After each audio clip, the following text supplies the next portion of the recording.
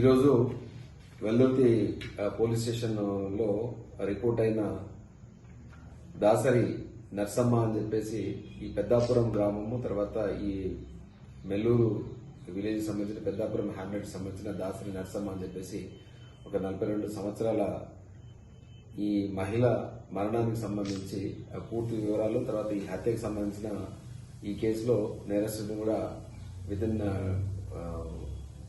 12 hours లో report అయిన 12 గంటల లోపే అరెస్ట్ చేయడం జరిగింది. దీని వివరాలలోకి వెళ్తే దాసరి నర్సమ్మ అని చెప్పేసి ఈ మహిళ ఈ పెద్దాపురం మెల్లూరు గ్రామానికి సంబంధించిన పెద్దాపురం హ్యామ్లెట్ కు చెందిన ఆమె. ఈమె వివాహిత మహిళ, 2 పిల్లలు ఉన్నారు, వాళ్ళ హస్బెండ్ తోటి ఉంటుంది.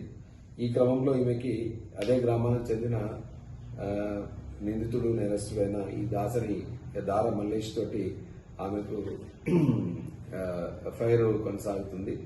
ఈ ఎఫ్ఐఆర్ విషయంలో 2 ఫ్యామిలీస్ లో కూడా గొడవలు అవుతున్నాయి. ఈ విషయం తెలిసింది.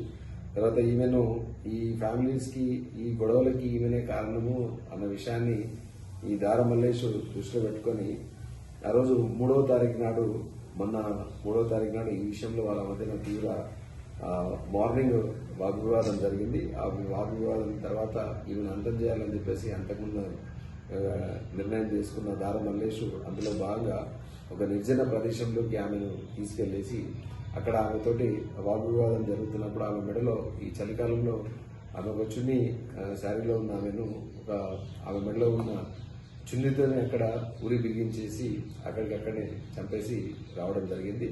ఇది పూర్తిగా ఫారెస్ట్ దగ్గర ఉండడము, నిర్జన ప్రదేశం ఉండడం వల్ల ఎవరు ఇది చూడలేరు.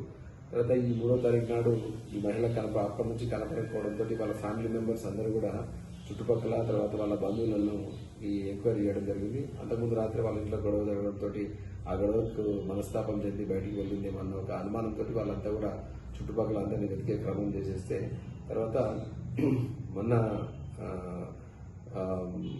రాత్రి వాళ్ళకు ఒక ఈ క్లూ వచ్చింది. ఏంటంటే ఇక్కడ ఫలానా ఏరియాలో ఒక మహిళ మృతదేహం ఉంది అన్న విషయం తెలవడంతో రాత్రి మామూలని అప్రోచ్ కావడంతో వెల్దుర్తి ఎస్ఐ రాజు, తర్వాత సిఐ రంగకృష్ణ వెళ్లి చూడడం జరిగింది.